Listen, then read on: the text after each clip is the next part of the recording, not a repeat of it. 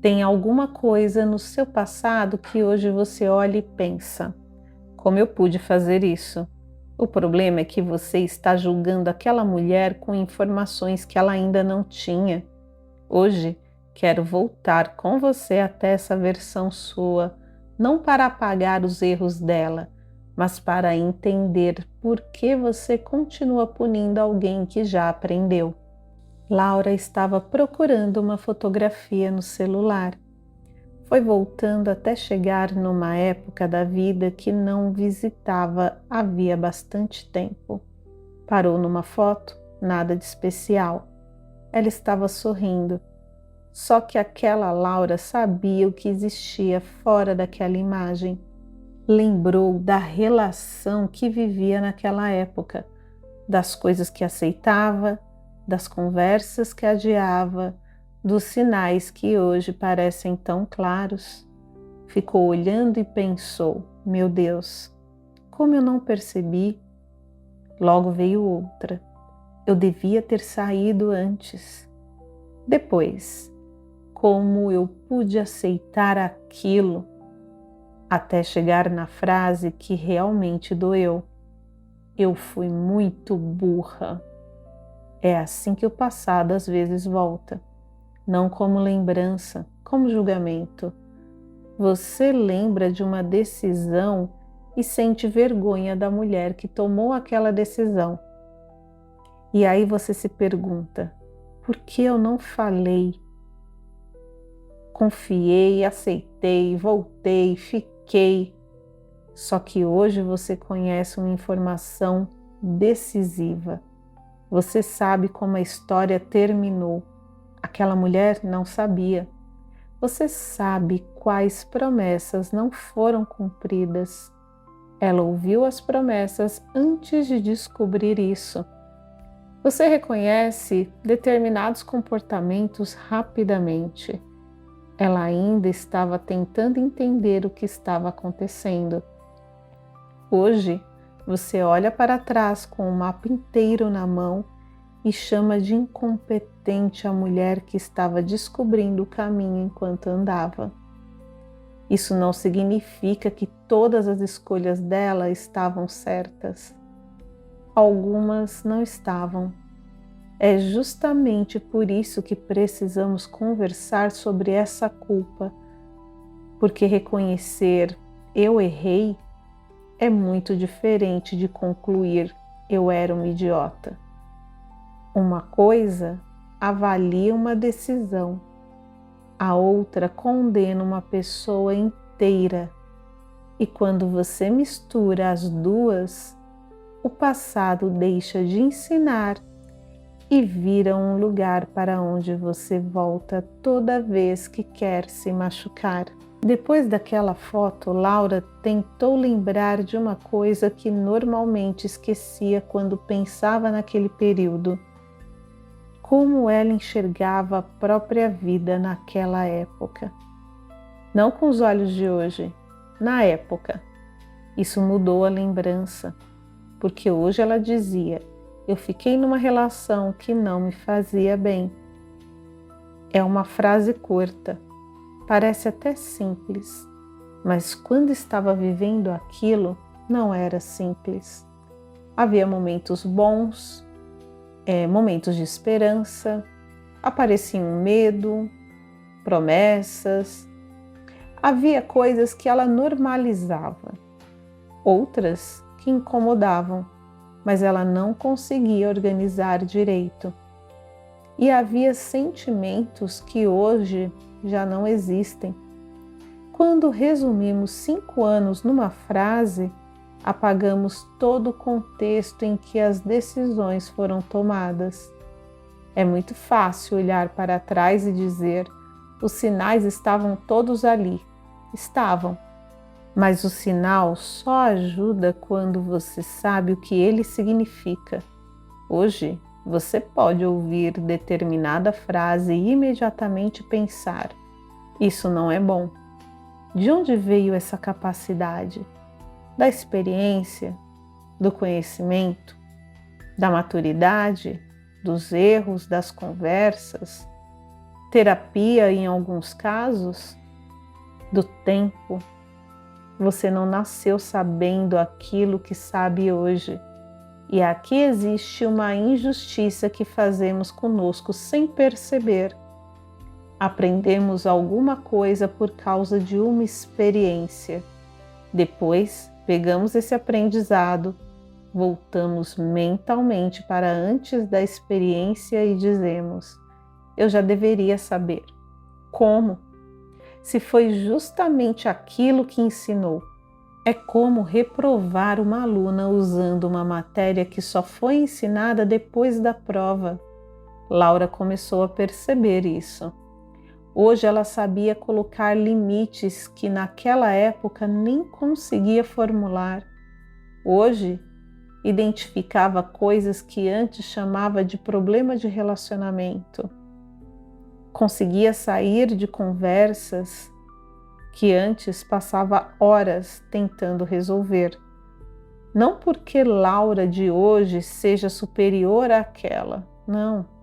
Ela simplesmente chegou depois, teve acesso às consequências, aprendeu, e essa é uma diferença importante, porque você pode olhar para o passado e dizer: eu gostaria muito de ter sabido, sem transformar isso em eu tinha a obrigação de saber. Agora precisamos entrar numa parte mais difícil, porque nem toda culpa pelo passado nasce de uma avaliação injusta. Às vezes você errou mesmo, falou algo cruel, feriu alguém, talvez tenha sido negligente, tomou uma decisão impulsiva, não falou quando deveria ter ouvido, ficou numa situação mesmo quando uma parte sua já sabia que precisava sair. Então não vou dizer você fez o melhor que podia. Eu não sei. E você também não precisa usar essa frase para conseguir seguir em frente. Pode existir algo muito mais maduro. Naquela situação eu errei. Sem desculpas, sem tentativa de se defender. Não queremos colocar um mas imediatamente depois. Eu errei, certo. Agora vem a pergunta que realmente importa. O que você fez depois que percebeu? Porque culpa saudável precisa produzir alguma coisa. Se ainda é possível reparar, repare. Peça desculpas, reconheça o dano, corrija o que puder, assuma a consequência, mude o comportamento. Se não existe mais reparação direta, transforme o aprendizado em conduta. Você não consegue voltar para aquela conversa, mas consegue conversar diferente hoje. Não tem como desfazer uma escolha, mas consegue não repeti-la. Não consegue proteger alguém de uma coisa que já aconteceu, mas consegue aprender com a consequência. Isso é responsabilidade. O problema começa quando tudo isso já aconteceu. Você reconheceu, mudou, reparou o possível e ainda acredita que precisa sofrer. Então não foi tão grave. Não é assim. Você não precisa sofrer para sempre para provar que entendeu. E existe uma pergunta desconfortável, mas necessária. O que a sua punição está consertando hoje? Se a resposta for nada, então já não estamos falando de reparação. Estamos falando de castigo. E castigo não muda o passado, só prolonga a dor dele. Quero te propor uma mudança bem concreta. Escolha uma decisão do passado pela qual ainda se culpa. Não precisa começar pela lembrança mais dolorosa da sua vida. Pegue uma situação que você consegue observar com alguma distância. Agora tire esta pergunta: como eu pude fazer isso? Ela parece uma pergunta, mas normalmente já contém uma condenação.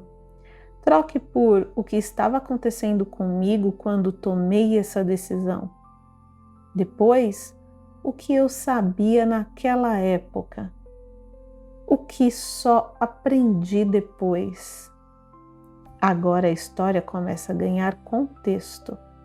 Você pode descobrir que estava com medo, que não tinha experiência, que dependia daquela relação, que queria desesperadamente que algo desse certo, que havia sinais que você ignorou, que tomou uma decisão ruim mesmo tendo outras opções. Ótimo! Não estamos procurando uma versão confortável da história, estamos procurando uma versão honesta. Depois vem a parte mais importante. Existe alguma coisa que ainda pode ser reparada? Se existe, saia da ruminação e vá para a ação. Se não existe, faça outra pergunta. Como essa experiência aparece na maneira como eu vivo hoje? É aí que você descobre se aquela dor virou aprendizado. Você se comunica diferente, escolhe diferente, coloca limites, reconhece sinais, pede ajuda mais cedo, trata alguém de uma maneira que antes não tratava. Então alguma coisa daquela história já foi incorporada. Você não precisa continuar voltando ao mesmo episódio para provar que aprendeu. Laura percebeu isso quando pensou: hoje eu jamais aceitaria algumas daquelas coisas. E pela primeira vez essa frase não serviu para atacar a mulher da fotografia, serviu para reconhecer a mulher que existia agora. Hoje eu faria diferente. Isso é crescimento, não precisa acrescentar, porque naquela época eu era uma idiota. A frase já está completa. Dias depois, Laura encontrou aquela fotografia novamente. A foto não tinha mudado, a história também não. Ela continuava desejando ter saído antes, continuava reconhecendo escolhas ruins. Não apareceu uma compreensão mágica que transformou tudo em algo bonito. Algumas experiências não precisam ficar bonitas, precisam ficar no lugar certo. Dessa vez, Laura olhou para aquela mulher e pensou: como você pôde? E pensou: você ainda não sabia. E isso não era absolvição, porque havia coisas pelas quais Laura assumia responsabilidade. Era apenas verdade. Aquela mulher sabia menos, tinha outros medos, outras referências, outro repertório, e cometeu erros com tudo isso, como a mulher de hoje ainda pode cometer. Porque tem uma coisa que a culpa pelo passado costuma esconder. Você também não sabe tudo agora. Daqui a 10 anos, pode olhar para alguma decisão de hoje e pensar: eu faria diferente. Então, como você gostaria de ser tratada por essa mulher do futuro? Com desprezo? Como você pôde ser tão burra em 2026? Ou com compreensão mais adulta? Agora eu consigo enxergar o que naquela época ainda não conseguia. Essa é uma régua muito mais justa. Não retira a responsabilidade, retira a crueldade, e são coisas diferentes. Então, quando aparecer a frase desse episódio, se eu soubesse o que sei hoje, deixa ela existir, sim. Se soubesse, você poderia ter feito diferente, mas você não sabia. A pergunta agora não é mais o que aquela mulher deveria ter feito. Ela não pôde fazer mais nada. A pergunta pertence à mulher que está aqui. Agora que eu sei, o que faço com isso? Essa resposta ainda está nas suas mãos.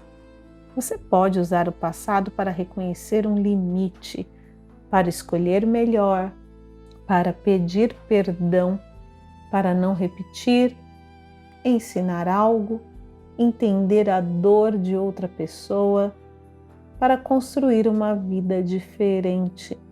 Isso é muito mais útil do que voltar à mesma cena 100 vezes e condenar alguém que não pode mais responder. Você não precisa gostar de quem foi em todos os momentos. Não precisa achar bonitas todas as suas escolhas, nem transformar erro em parte necessária da jornada. Algumas coisas você gostaria sinceramente que nunca tivessem acontecido, eu sei. E pode continuar pensando assim, só não precisa morar lá. O passado pode ser lembrado sem continuar funcionando como sentença. E se hoje você consegue olhar para aquela mulher e dizer, eu faria diferente? Então existe uma informação muito importante nessa frase. Você já não é exatamente aquela mulher. Use essa diferença para viver, não para voltar e atacá-la. Porque o aprendizado só cumpre sua função quando você começa a mudar o presente. No próximo episódio da regeneração da culpa, eu quero entrar numa situação completamente diferente. Você está bem? Alguma coisa finalmente deu certo? Sua vida começou a melhorar, só que alguém que você ama está passando por uma fase difícil. E bem no meio da sua alegria aparece: como eu posso estar feliz enquanto ela está sofrendo? Aí você diminui sua conquista, evita falar, sente culpa por aproveitar, quase pede desculpas por estar bem. No próximo episódio, nós vamos falar sobre a culpa de estar bem quando alguém que você ama não está. Porque compartilhar a dor de alguém é uma forma de vínculo. Precisar sofrer junto para provar amor é outra.